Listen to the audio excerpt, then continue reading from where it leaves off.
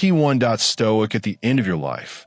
Can you truly say you've lived by the values you set for yourself?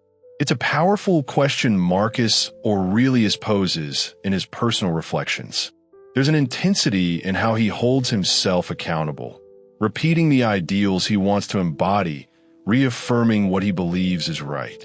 And importantly, he reminds himself that it's never too late to change, to start living more consciously. No matter where you are in life, the chance for transformation is always present. What's fascinating is that these profound insights come from Marcus Aurelius, the Roman emperor. He never intended for his meditations to be shared with the world. They were personal reflections, his own guidebook for navigating life. Yet, in this deeply personal practice, he touched on ideas so universal that they resonate through time, offering principles we can all follow. As a writer and thinker, I've spent years delving into Stoicism and how it shapes our understanding of life's challenges.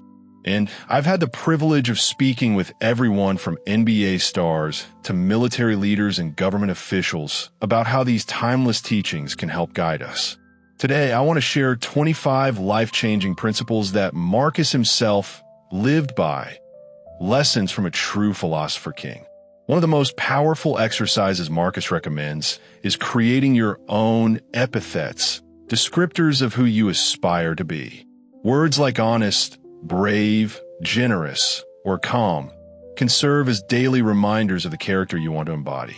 I've done this myself, choosing words that resonate with my personal values: honesty, calmness, fairness, bravery, generosity, and stillness. These words are not just aspirations. They're actions I strive to take every day, guiding my decisions and shaping my actions.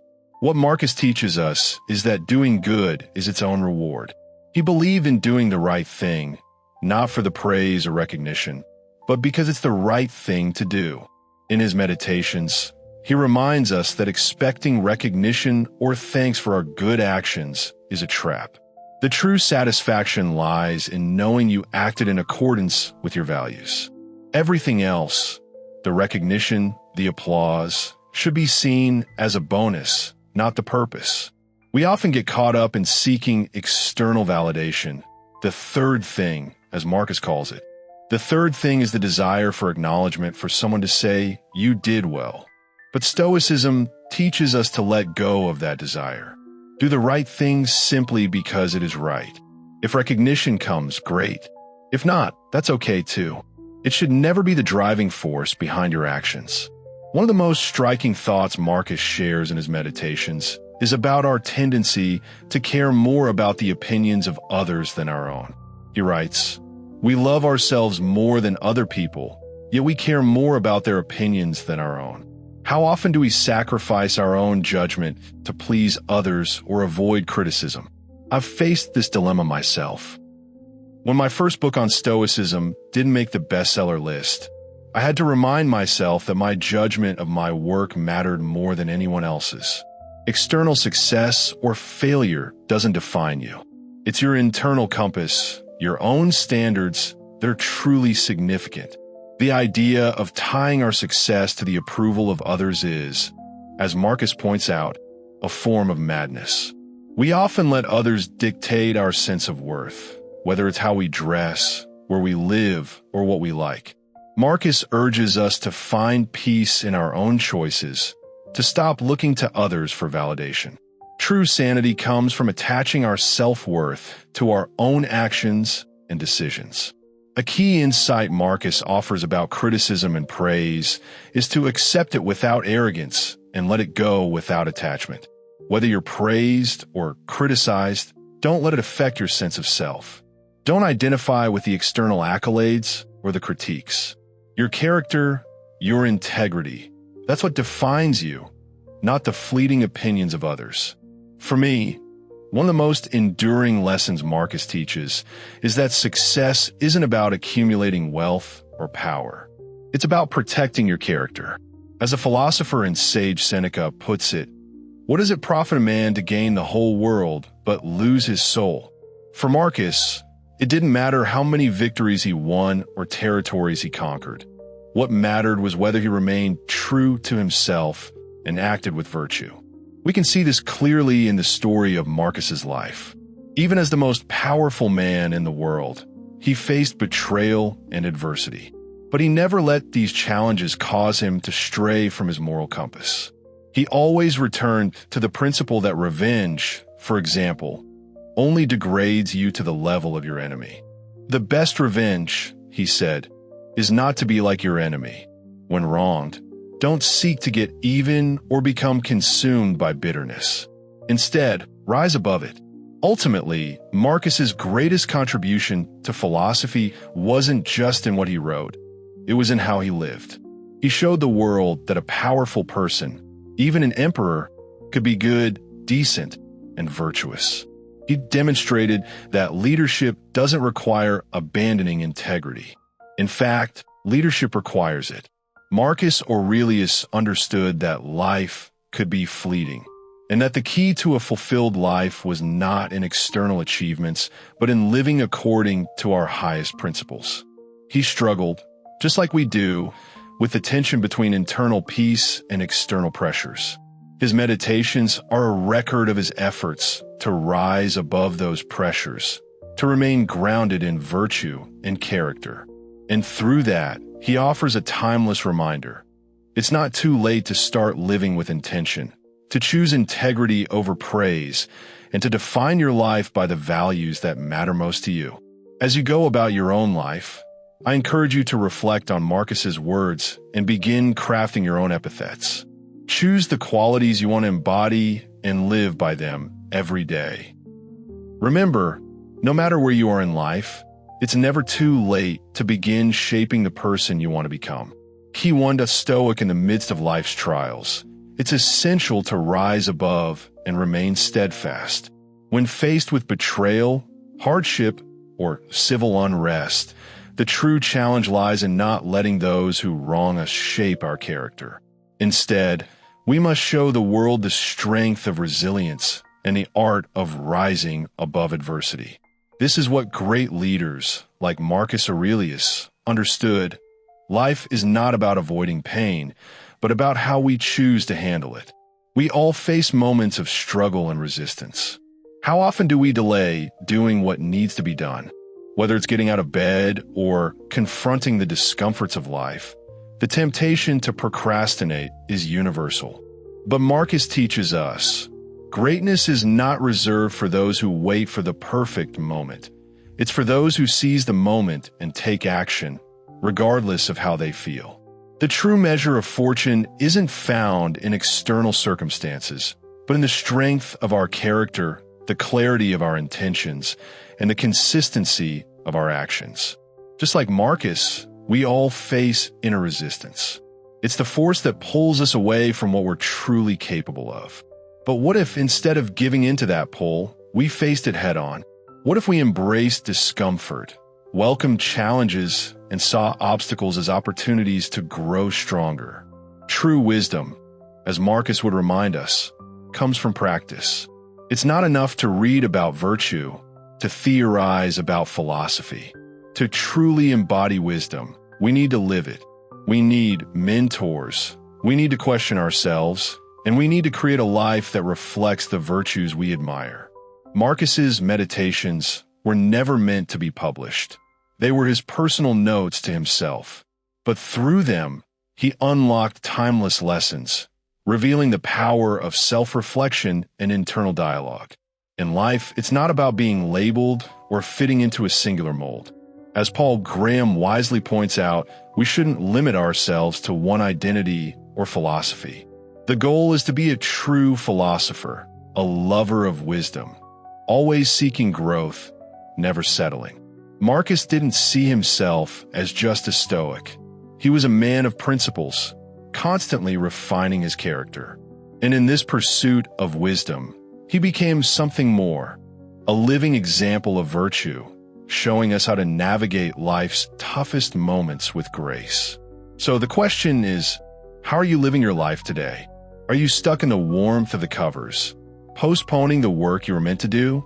Or are you stepping out, embracing discomfort, and making the choice to be better, now Your path to greatness begins with the decisions you make in the present moment.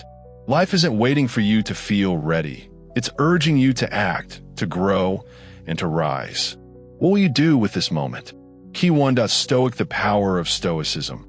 How Marcus Aurelius defied corruption and stayed true to himself.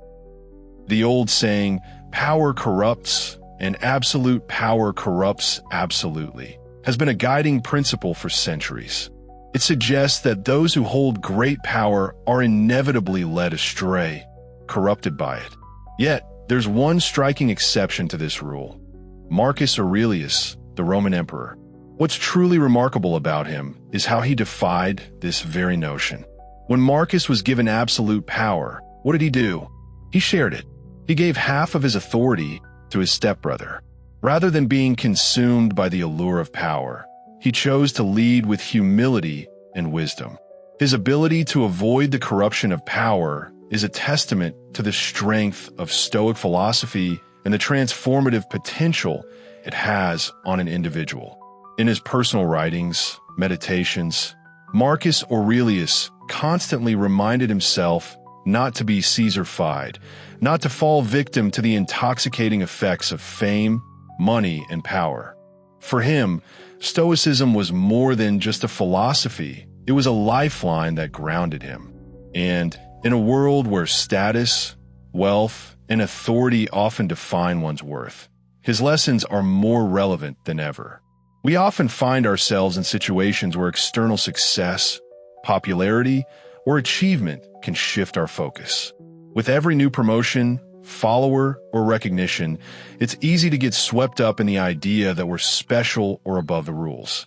But Marcus reminds us, you're not special. Power doesn't change the rules. It only reveals who you truly are. And in Marcus's case, it revealed a man who remained unwavering in his commitment to virtue and integrity. One of the things Marcus didn't write much about in Meditations was happiness or joy, but that doesn't mean he didn't experience them. It's simply that these were not his struggles. Instead, he was more focused on the things he needed help with, the struggles of power, ambition, anger, and mortality. For example, he didn't need to remind himself that a soft, luxurious bed was more comfortable than a hard one. But he did need to remind himself that, while fleeting pleasures like sex might feel good in the moment, they could lead to complications and regrets later. These reflections weren't about chasing happiness, but about managing his desires and making better choices. When we read Meditations, we often see Marcus confronting challenges that many of us face today: betrayal, stress, manipulation, and even personal disappointment. Yet in these very writings, Marcus never complains. Not once does he lament about the challenges of being unappreciated or overburdened. He doesn't even express anger at being wronged. Instead, he uses these experiences as opportunities to reaffirm his Stoic beliefs. We should never be overheard complaining. Not even to ourselves, he advises. This echoes the idea that Stoics, instead of dwelling on what's wrong, focus on what they can control, their own thoughts and actions. One of Marcus's most memorable pieces of advice is to concentrate like a Roman. When you approach any task, no matter how small, give it your full attention as if it were the last thing you would do in life. This isn't just about efficiency. It's about living with presence and meaning. Every moment is an opportunity to be fully engaged, whether you're sending an email, having a conversation, or making a video. Imagine treating every task like it matters deeply. That's the Stoic standard. It would be a mistake to view Marcus Aurelius as perfect. He wasn't. He was human, just like us, filled with flaws and struggles. Meditations isn't a collection of perfect wisdom. It's a personal journal, a set of reminders to himself, written down when he most needed them. When Marcus warns against being quick-tempered, fearing death, or becoming too ambitious, he isn't lecturing the world. He's talking to himself, reminding himself of what he needs to improve. And that's the real beauty of Stoicism. It's not about being perfect. It's about striving to be better every day, no matter where you are in life. In one poignant passage from Meditations, Marcus reflects on how, at the end of his life, he still hadn't mastered the things he most needed to. You're still weighed down, still turbulent, still convinced that external things can harm you, still rude to others. But he doesn't stop there. He reminds himself that it's never too late to improve. He stresses that no matter where you are, no matter how late it feels, it's never too late to turn your life around and live according to virtue. The essence of Marcus's life and teachings can be distilled into two simple yet powerful principles: good character and acts for the common good. For Marcus, these were the guiding lights of his life. Seneca, another great Stoic, often spoke about how the greatest empire is the one that lies within self-command. Marcus understood this better than most. Yes, he commanded an empire, but the real challenge wasn't ruling over others. It was ruling over himself. The real power, the one that Stoics sought, was the ability to control one's emotions, actions, and desires. There are no stories of Marcus losing his temper or harming others in a fit of rage. Unlike the infamous stories of Emperor Hadrian's outbursts, Marcus's power wasn't just external, it was internal. He knew that true control was not about commanding armies or making the Senate obey. The real power lay in mastering himself. As Seneca put it, no one is fit to rule unless they first have command over themselves. Meditations isn't a comprehensive philosophy book. It's a personal diary of Marcus's struggles, reminders, and reflections.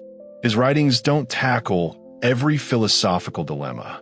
Instead, they focus on what mattered most to him: his mortality, his temper, his ambition, and his pursuit of wisdom.